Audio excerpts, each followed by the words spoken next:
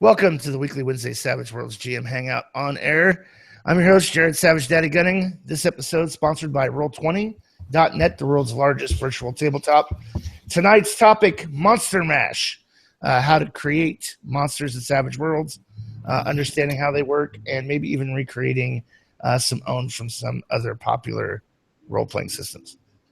Here to discuss it, as always, old man Jim Tryon. Yo, what up? Dave, the rules Maven Scott. It's always awkward when old people try to copy the mannerisms of the young.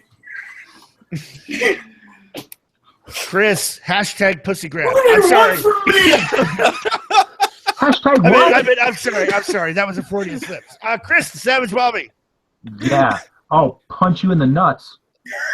Hashtag, Dude, what you were looking for here? hashtag safe spaces. Cameron, the Savage intern. What? Exactly. We don't all look the same, Jared. Racist. I'm not racist. I'm just old and set in my ways. Can't tell white men apart. He's racist. So, one of the things, Cam is here to manage our question and answer, since we're no longer broadcasting live through Google Hangouts anymore. If you have questions during the show, you can email them to savagedaddy@gmail.com, and then I will be handing them off to Cam as we go.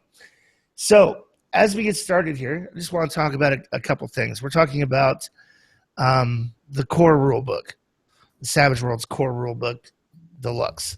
There is a bestiary section. So there's a number of ways that we can talk about what we're going to do. Just because it's in the bestiary doesn't mean it's set in stone.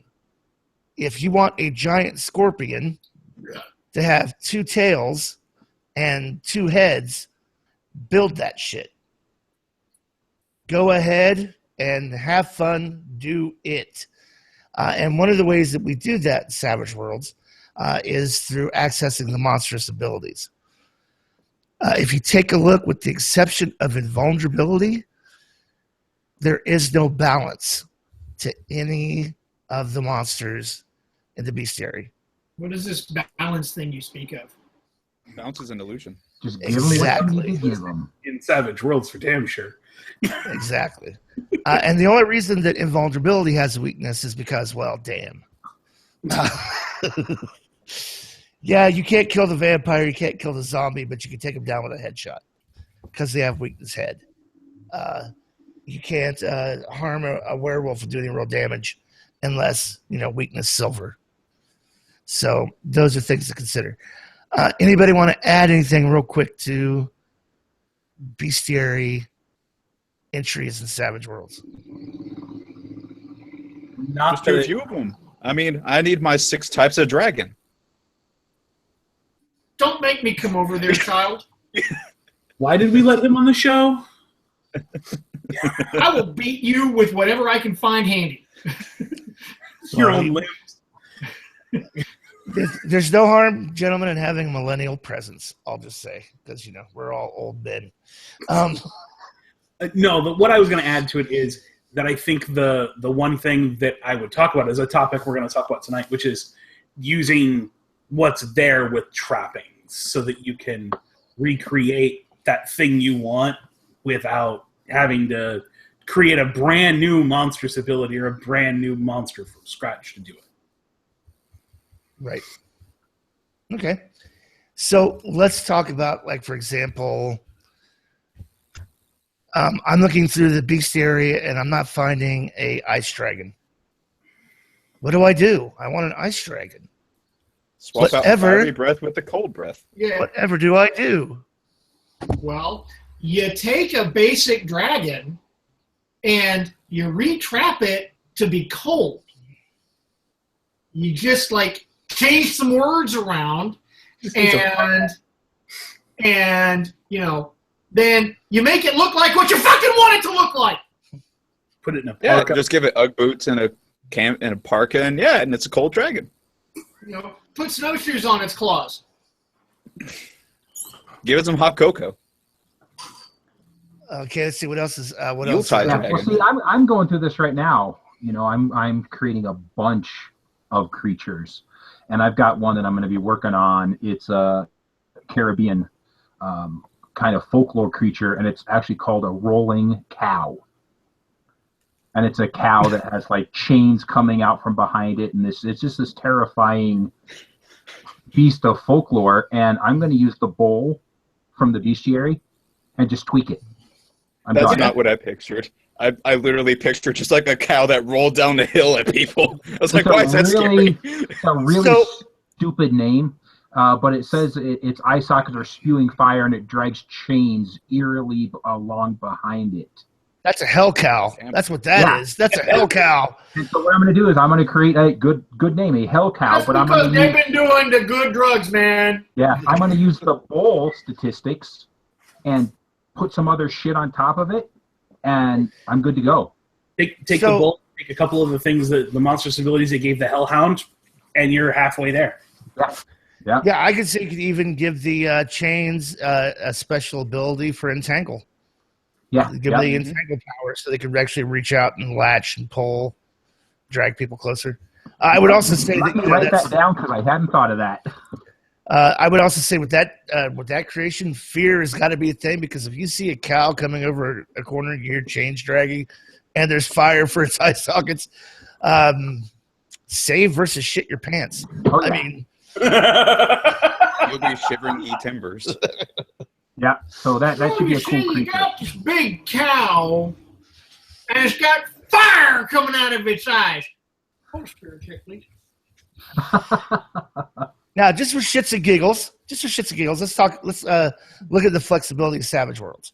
So, I'm a huge Monty Python fan. Let's say I'm creating the Holy Grail as a campaign setting, and I want the killer rabbit.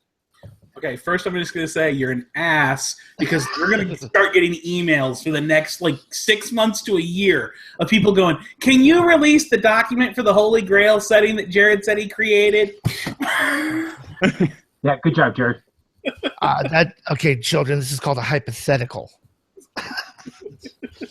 So how do I create? Is there an entry already in the bestiary that kind of supports the killer rabbit? I would start with cat small as the base, and then tack stuff onto that because it's tiny. Makes sense. I'd also use the lion. Up its damage dice. Yeah. Bite. Mm-hmm. I would play D12. Crap. I can't remember the name of the attribute now. Strength? No. In D&D, it would be a vorpal weapon, but I would make its bite a severing weapon. Well, what I was going to say is you give it lethal poison. In Savage Worlds, lethal poison works that you either instantly die if you fail your vigor check, or you die a little bit later. Lethal poison is lethal. It's bad stuff. You give them that, and then the trapping is, if it's the instant death, it was the severed head. If it's the die a little bit later, it was a severed gushing wound that they're now laying on the ground with this gushing wound for a couple of rounds, and then they die. You could take something like poison, in this case, and completely re-trap it and still use the mechanics, because as Jib is fond of saying, Savage Worlds cares about what the impact of the thing is on the mechanics, not what it looks like. Okay, I would also give it I'd also lift the frenzy ability from the lion. Yep. In the bestiary, as well as the pounce. I would take go for the throat from the dire wolf. There you go. Yep. Because they literally go for the throat.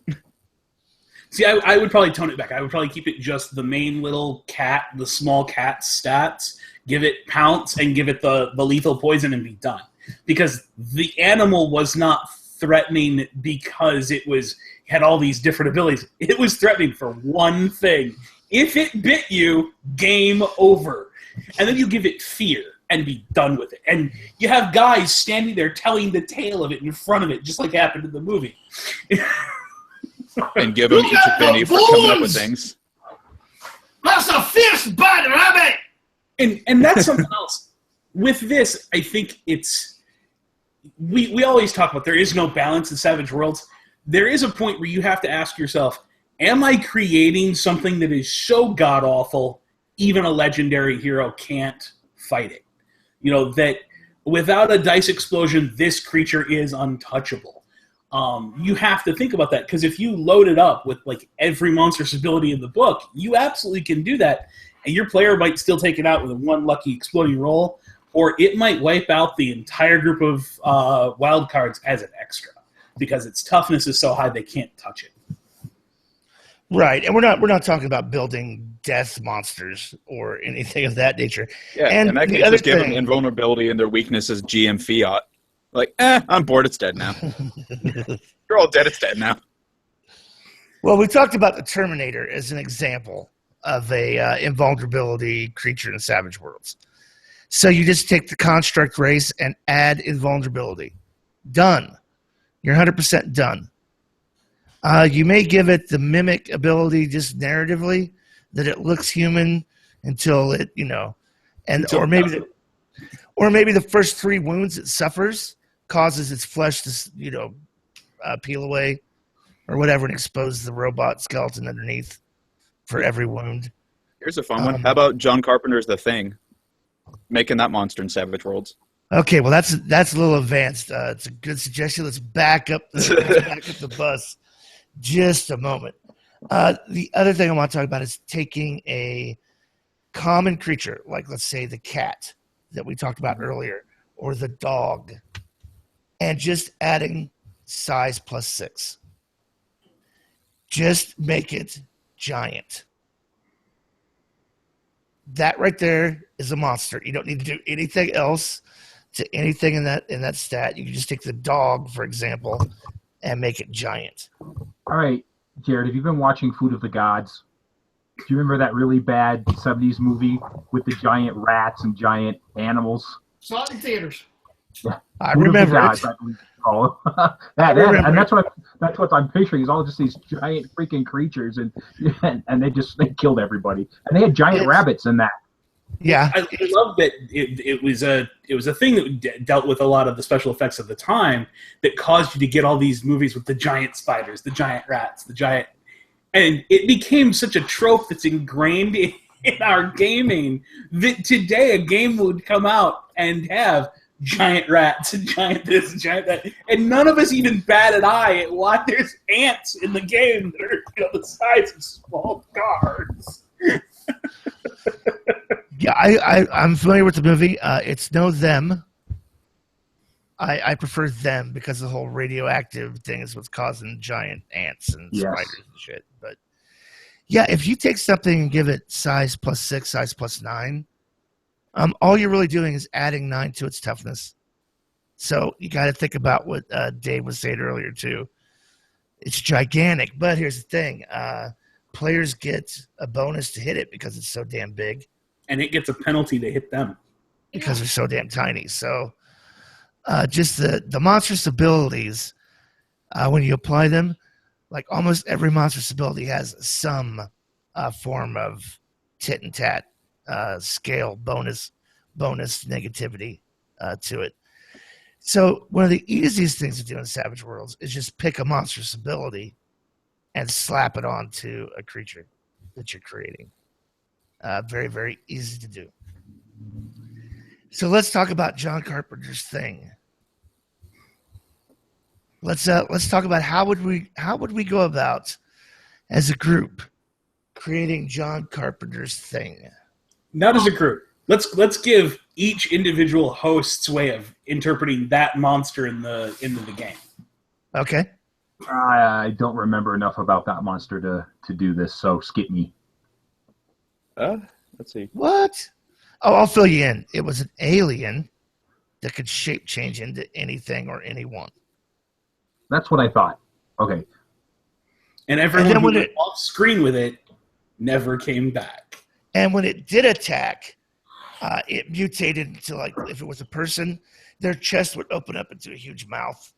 Very Cthulhian tentacle kind of. Tentacle, yeah. Maybe invulnerability, weakness, fire.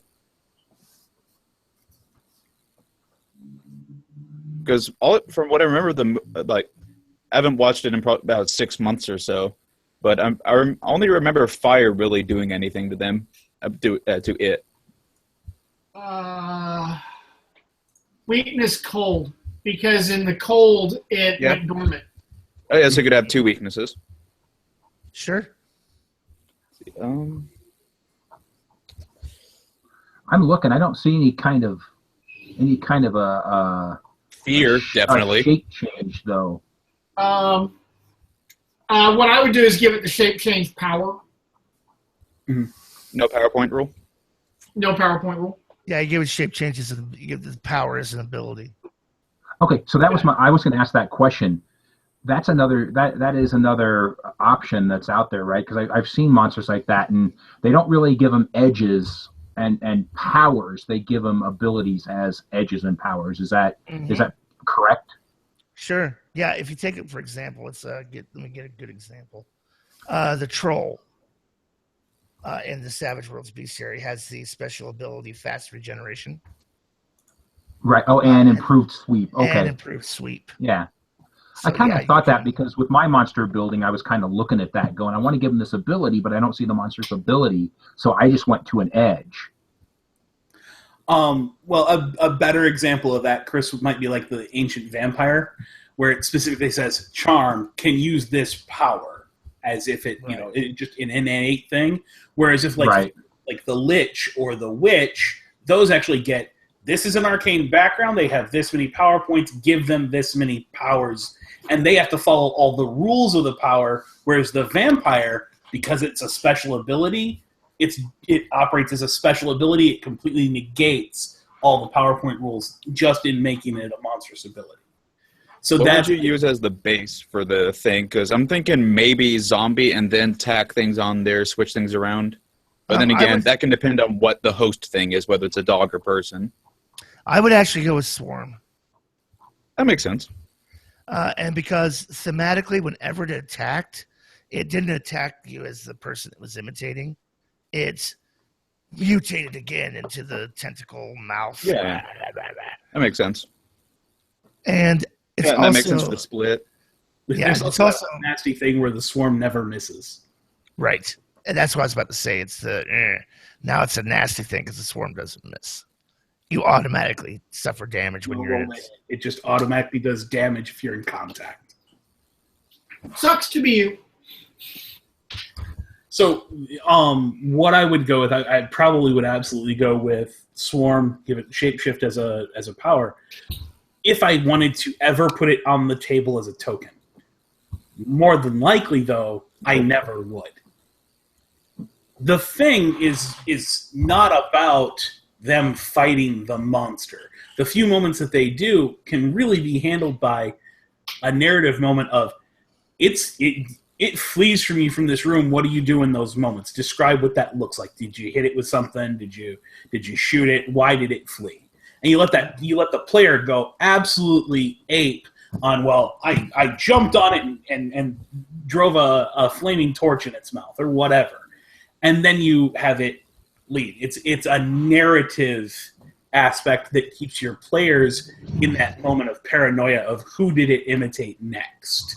Right. Is I think it's more of a psychological monster and should be probably used more as a narrative tool than here's this unit on the board that's going to get involved in actual combat. Right, just the mere presence of the creature itself in the story, not physical actual presence in the scene, is enough to it just creates massive paranoia. Mm-hmm. Yeah, who do you trust? I'm not one of those things. Yeah, prove it. Prove you're not, because you walked off. You were out of my sight for 2 minutes. It absorbed and mimicked the dog in a minute. You could be the thing. You could be it. And I like, and just if you've never seen the movie, there's a great scene, spoilers, where Kurt Russell figures everything out, collects everybody, ties everybody up together next to each other in chairs, draws their blood, and then attacks it with like a heat, like a blowtorch and a wire. And it keeps going, and you think it's real tense, and it proves it's not this guy, it proves it's not that guy. And it gets to this lull where you kind of forget that he's doing this. And he does it, and the thing just explodes into this mutating, and everybody is tied to chairs together next to it, freaking out. Like, get out of here. Great scene. I think it's probably one of the best movie monsters in a long time. That's my favorite horror movie. Quite a bit as well. When you stop and think about a lot of the kind of the body snatcher style movies that came out after it, almost all of them imitated what the Thing did. So it very much became kind of the bog standard for a good long while. And a lot of people don't realize that the Carpenter's version's a remake of like a 1950s version. Yeah. Mm-hmm. Black and white. Okay, so let's say I'm trying to get my group of players to step away from that popular D20 system and try Savage Worlds in fantasy. Can't do that. And I want to have certain iconic monsters from the Monster Manual. How do I make a rust monster?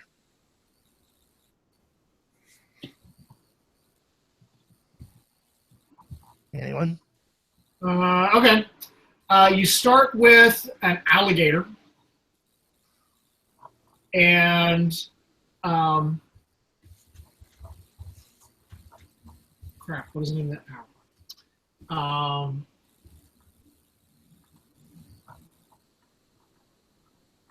Why? Just out of curiosity, why would you use an alligator as a template? It has about the same kind of movement and speed and innate defenses as a rust monster. Okay. Yeah, physically, that's a very good jump from. I mean, it has fewer legs than what a rust monster is described as having, but that's trappings. But as far as like the way it moves, the way it actually defends itself. Yeah, and then give it a. I don't know what the name of the power is, but give it the power. Consume metal. Elemental manipulation. That'll work. From Savage Worlds. Yeah, and specify it for metal to rust. My first thought was actually switch around the poison and make it where it's directed at weapons instead of people. That's exactly the direction I was going to go. Is that it's a vigor roll? You're both wrong. I'm sorry. Object toughness roll. Like breaking objects. When it hits, the item also takes that. And there are item toughnesses listed in the book, so you can know whether or not it's been exceeded. And I would say your standard regular gear is an extra, and your special magical heirloom gear is a wild card for that. It takes 3 wounds from the rust monster on that magical sword. Well, you don't have a magical sword anymore. Yeah, it does have some knife and sword toughness. What about the mimic? Now, could you, for the rust monster real quick, could you base it off of maybe use the giant spider? I had also been thinking spider or even the scorpion. Both. Yeah, I was looking, there's no scorpion in core, but I bet you that's in like the fantasy companion. I know that it's in the fantasy companion. I've faced them in a fantasy setting before.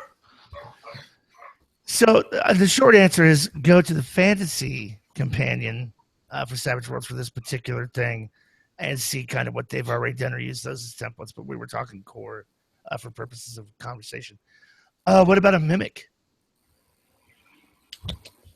Or a gelatinous cube? Let's do the mimic first. The cube has been beaten on quite a bit in the community, and there are a couple of really good sets of stats out there that people have, the entire community as a whole beat on that thing until they found it. I don't think I've seen good stats for a mimic yet. Maybe use dog, wolf, or cat small as the base because it's basically just a chest with a mouth. Perhaps you haven't faced many mimics. A mimic is a pretty nasty creature.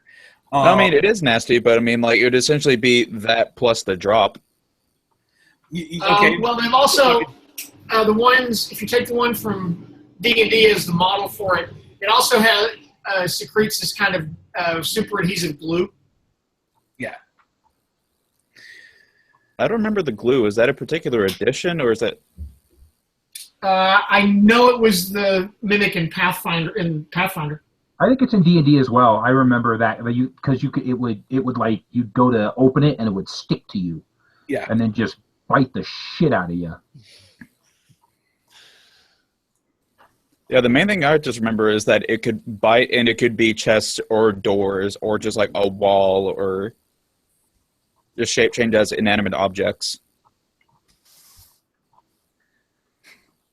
Well, I mean, certainly I would give it the shape change power as an ability, but it would only be capable of mimicking a chest. If I was trying to actually replicate that creature, if I wanted to be more savage about it, it would absolutely just get shape change, and it can be whatever it wants to be. It wants to be the ceiling, it wants to be the floor, it wants to be a tapestry hanging on the wall. Knock yourself out as a GM.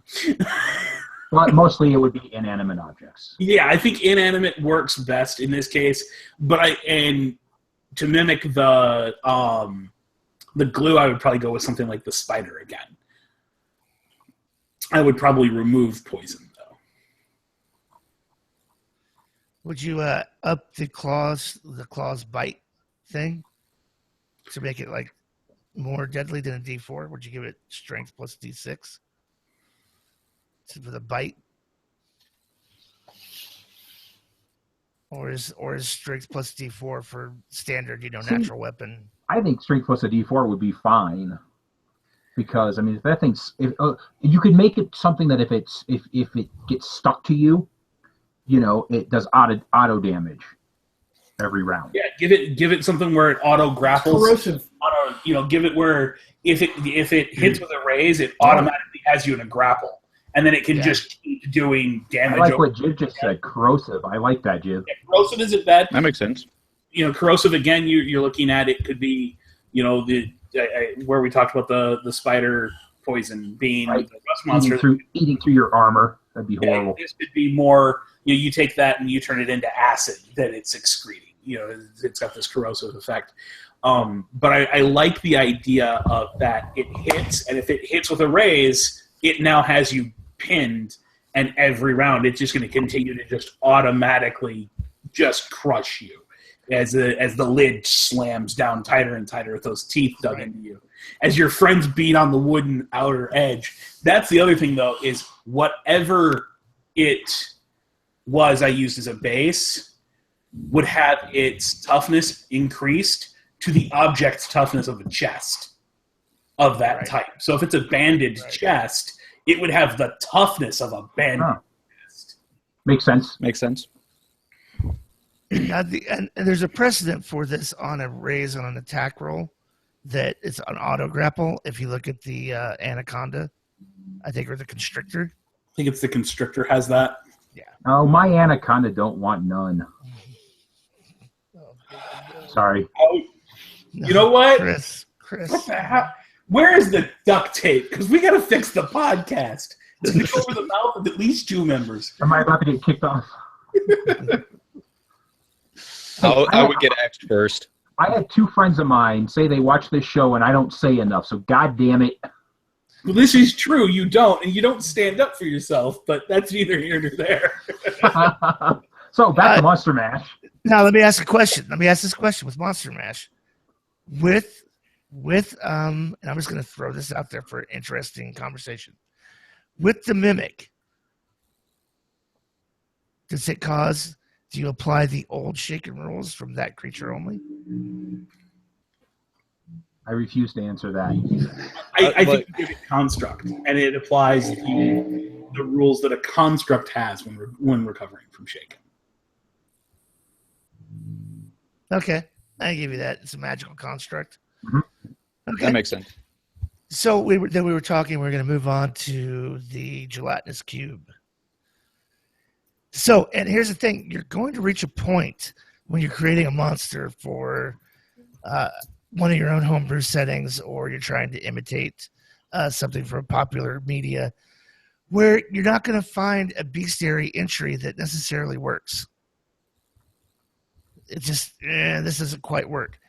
It's okay to go ahead and build those stats from the ground up. It's got a D8 agility because it's fast. It's got a D12 plus 2 strength.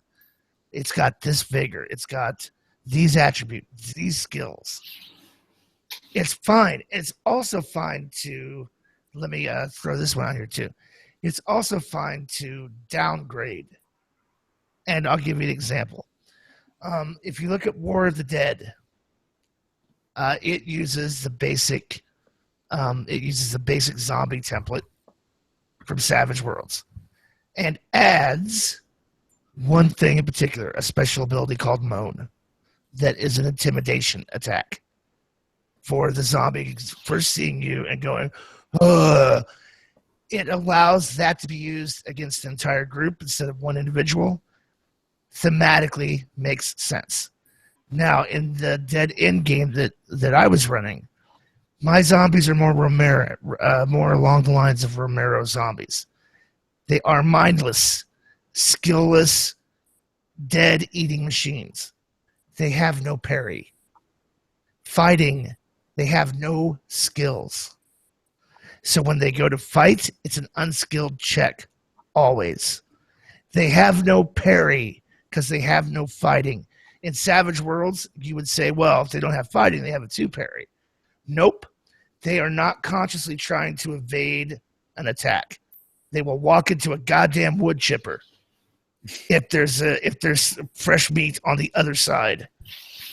They will walk through a bonfire to get to somebody. So, no, they have 0 parry in that game. So it's okay to go ahead and take it and go, how does this fit in my game? And feel free. Break the rules. Break the rules with your monsters and your NPCs. Oh, yeah. They do not have to meet their edge requirements to have two-fisted. If How they should many- have two-fisted, they have fucking two-fisted. How many times do we have to say it? Don't build NPCs and monsters the way you build characters. The caveat I have here is you can't just break the rules. The book specifically says don't follow the rules on how to build something to build your monsters. But you can't break the rules. You can't give it GM fiat abilities. No. Even abilities Watch that- them and your altar's dead. I want to be very careful with that one because I've seen a little too much of the conversations that happen in the G+ community. It has Okay. D12 in all attributes and skills. It has a plus 30 toughness, and it hits always. Yes, you still calculate toughness appropriately. You still calculate. But I'm saying, even in that situation, for the zombies I wanted that were more Romero, they're immune to smarts tricks because, goddamn, they're dumb. They're dumb. They cannot operate a doorknob. Are you really going to be able to do a smarts trick against something you can't operate a doorknob? No, of course not. Of course not. So they had a D4 animal smarts. yeah, No, not even animal smarts. Not even animal smarts. Like I'm tracking where Jared's going. I don't know that I would do it the same way, but I'm tracking where he's going. Well, if you look, Savage Worlds actually has a precedent for what Jared's talking about in the Ghost. The Ghost just has some spots where it's a dash where there should be a stat because it doesn't matter to that entity. It cannot do anything that would ever use that stat. It can't be affected by anything that would use that stat. It's a non sequitur for that monster. It makes perfect sense in this case. For intelligence, that smart score to just be a dash on the character sheet for the zombie in a Romero specific type of game. right. So gelatinous cube. I would start with the swarm and plus size it. Yeah. I could see that. The auto hit thing would be odd because the swarm, the reason it's an auto hit is you can't really defend against that. A cube is sliding at you. You can step back out of the way. It's a little easier. Right. Maybe But giving I would- it an auto hit is a I would I would set the swarm to be inside the cube. Like if you get inside the cube, if you get hit by it, and here again, I think that's just a grapple. I would go with the constrictor. Yeah, that's what I was thinking. It hits you. You now get, on a raise, it engulfs you, and two things happen. One, every round it gets to do strength damage to you. And two, every round, you're drowning. Yep. You've just been sucked in to a gelatinous mass. It's filled your lungs. You're going to die. So by standard Savage Worlds rules for drowning, which don't really appear in the hazards as much as they appear in the skill for swimming. Yeah. You can hold your breath for a number of rounds equal to your vigor. Then after that, every round is a vigor check to continue to hold your breath. And if you fail, you get a little fatigue, but you still hold your breath. You took a wound when it first hit you, and every round it's doing another strength damage to you. There's a good chance that you may not make it to your vigor die type in rounds before you're carrying a minus 3 penalty from wound. I know of gelatinous cubes to where, like, on the inside, it's like its stomach acid is dissolving corrosive. you, so Yeah, maybe it could do like corrosive. poison or something corrosive. Oh, yeah. Just apply the acid hazard. Mm-hmm. Yeah. See, and I wouldn't even bother. Savage Worlds already has this rule for you're crushing something. Maybe on its crushing attacks for grapple, you do it a bonus d6 of damage, but I wouldn't bother giving it a special corrosive ability to do what the mechanic already does when you're automatically grappled. True. It's just Unless a you narrative. want to say that when they pop out, it's still on them, and it can be, they have to rinse it off for it to not be. But I've never really heard of anyone in a D&D game bothering with rinsing their armor off after a fight because the corrosive stuff is still there. Or after swimming in sewer shit and then going to go see the king. Or anything. Right. I mean, let's just be blunt. Showers not real high on the list of things that character do. That all happens off screen. That just all happens. That's between the scenes. It's just automatic. It's a given. No, I want you to make a vigor roll for your bath. God damn it! I mean, you got a 3. You didn't get under the fold, bitch. Because if you're going to apply versatility to a medieval fantasy game, then it's going to be, like this. I cast my fireball. Okay, you die because magic isn't real. No. See, if you're really going to go that route, what it is I cast my fireball, and the local townspeople burn you at the stake at the end of the adventure. It's I don't know what it's called, but there's a great YouTube thing, playing D&D with Siri. And it's this guy that tapes a Siri to a chair behind a GM screen and lets Siri be the game master. And it's hilarious. It's good. He's like, okay, I'm going to create my character. That sounds amazing. I'm going to create my character. So Siri, I'm going to play a wizard. She goes, you can't play a wizard because magic isn't real. No, but in this game I can play. Okay. And then she goes, okay, so I'm playing. Oh, you catch the plague and die. That's like your answer to everything. Whatever the role is, you catch the plague and die. Okay, so without the template, let's talk about how would you go about creating like Jason Voorhees or Freddy from Nightmare on Elm Street, to use some like classic humanoid or human-like monsters. I mean, you're already covered with Dracula. If you want to do any kind of vampire or werewolf, it's in the book already. But zombie with invulnerability. Yeah, give him like Hardy. Yeah. I'm more on the Iron realm Will. of Hardy construct than I am invulnerable. I know Jared keeps throwing that out there as it's the big unstoppable beast. But if you're going to put it on the board, unless the story lends itself to there's the magical knife of Anga that kills this thing, or there's the holy hand grenade that kills this thing, giving it invulnerable doesn't make sense. Doing an undead construct to me would be more like Frankenstein's monster. And he wouldn't be invulnerable. He may have Hardy. Yeah. I'd go with hardy. Because, I mean, you can put him down. Mm-hmm. I'd give him monstrously high toughness. Oh, yeah. Yeah. I mean, like, disturbingly high. Yeah, that's where construct comes in, where it just starts laying on the bonuses. In my mind, possibly regeneration. Oh, the fast regeneration, I think, works for all of your major movie monsters because they get, and the next day, there's not even a sign they were ever injured. Hours later, there might be the cut is there, but they're not suffering the penalties from it any longer. So I think that fast regeneration makes the most sense. That also works for like a Jason Voorhees or a Friday the 13th. Well, that is Jason Voorhees. What's the other one I'm thinking of? See, Nightmare on Elm Street is Michael Myers. Michael Myers. Because with Nightmare, you have to damage him in a specific place for him to ever take the actual damage. You've got to force him to reveal himself, and I think that would be an interesting concept to play with in your game. Is you have to do so much damage in this location, and then he appears in the other, and you can actually attack him. But the first incapacitation just forces him out of one realm and into the other. Right. I think that would be an interesting mechanic to play with as a monster's ability. For Jason, how about Orc Chieftain plus the Construct and Hardy? Considering the Orc Chieftain's already got the size +1 because he's a big bastard and sweep with his machete. I would just create a human NPC and then start applying monstrous abilities to it rather than trying to find a template version.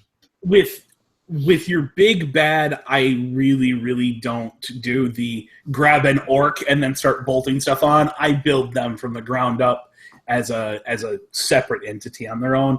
And again, don't follow the build rules. I just go, okay, this guy has X for stats. He has Y. Right. So let's talk Michael Myers for a second. Let's talk Michael Myers. Fairly large. I might give him size +1 because fairly large for a human. Yeah. I would definitely give him the brawny ability. Mm-hmm. He'd probably have a decently high strength, like a D10. A good vigor, like a D10. I would go crazy. Give him tough as nails. Give him things that allow him to ignore wound penalties. We're talking Halloween 1, Michael Myers? I'm just talking about Michael Myers in general. Okay. Just overall in general. And I would definitely give him the Fearless as a monstrous ability. Yeah. Absolutely 100% Fearless. I'd probably also go with a trademark weapon with the machete. Or a knife, a blade, or what? Well, I'm thinking, am I cross-mixing Jason and Michael Myers? I think I may be. Michael Myers was more butcher knife. I was going to say, Jason always had the machete. That was okay. Thing. He would kill with like a coffee pot, or he'd crush your head, or something like that. But he always was carrying the machete. So I can see trademark weapon there. For Michael Myers, he was a lot more inventive. So improvisational fighter. Yeah, he likes to use hot tubs and shit like that. Yeah. He would have no mercy, so he could drop bennies on damage. Oh, absolutely. I would give him fast regeneration from the monstrous ability table. And here's the thing. Even with fast regeneration, even if you go to incapacitation, you still regenerate while you're incapacitated or even bleeding out. Yep. So that makes it very difficult. He doesn't necessarily have a tremendous toughness, but you just have to keep hitting him fast again. Right. And then, you put him down and you think, oh my God, thank God we finally got him. And then, you walk away and there he is again. It sits back up, and that's that fast regeneration. Totally trope from the movies anyway. Right. Now, here's the thing and we've talked about this before as far as horror goes. You have to have the most important ingredient you can have in any kind of horror setting game is you have to have buy-in from your players. They have to buy into genre blindness. Oh, I heard something downstairs in the dark basement. But I'm still going to go get in the hot tub anyway. Right. Or I'm going to go down the stairs and go check it out. There's a killer. There's a killer on the loose. Let's go skinny dipping. We have to have sex now. Yeah. Or let's be the most vulnerable. What's the most vulnerable thing we could do? Get completely naked, swim around in the water with no clothing for defense and nothing to protect us if we need to run through the forest. Of course. Perfect. And ignore when the other campers go missing. When that other player character died, but he didn't die directly in front of your character just, no, he left early, his parents called. Right. The other thing, too, when the dog is barking at the killer approaching the cabin, you need to go out and tell the dog to shut the hell up. And kick it if you need to, because, goddamn, there's nothing out there. So your players have to kind of buy in to the tropes of the game that you're playing, and you all need to have that conceit at the table. Yes, we're going to do this. And as we discussed, I think, in our last episode, award them bennies for going down to the dark basement and doing the genre blindness thing, because players hate to lose. No, I don't care if they've agreed to play a horror situation where they're probably going to die. They hate to lose when it comes down to it's time to roll the dice. So Benny bait them all damn day long in that horror session. I'm trying to think if there's anything else that we kind of need to cover or talk about in regards to creating monsters in Savage Worlds. I think we beat it to death. I think especially if you've ever watched any of the other episodes we've done where we talk about this topic, this topic has been beaten. It's a horse. We've sent away the carcass. They sent it back. Confirmed dead. We continued to beat it. So we popped the lid on the glue that we got back to the factory, took a whisk to it again. Oh yeah. Oh yeah. Okay. So with that, let me see real quick if we had any questions come in whatsoever to the Gmail address. Since Cam didn't mention any, I assume he's either not doing his job or just ineffective. Or both. Cam would be waiting for me to let him know that we had any. So didn't see any come through, so we're good. No comments, no questions. All right, so we're going to go ahead and just jump into Pimp It real quick. Let's start with Cam. Cam, anything you want to Pimp It? Nothing really RPG-wise, but something I'm excited for is that tomorrow, 10 a.m. Eastern Standard Time, Nintendo's going to do a reveal on the new console, and I'm excited about that because I'm a Nintendo fanboy. I don't know if you... I don't know if you missed the memo. This is a show about tabletop role-playing games. Hey, David has talked about Fallout, so fuck you. Do not ever correct me on the air. I will bounce you out of this podcast, Chris. Savage Cast, come give us a listen. We just got another episode out. SavageCast.com. Go to iTunes. Give us a 5-star review if you like what we do. Stitcher Radio. We're all over the place. Excellent. See, so there's a Pimp It about something that has to do with, I don't know, tabletop role-playing. Dave! It is a cool podcast.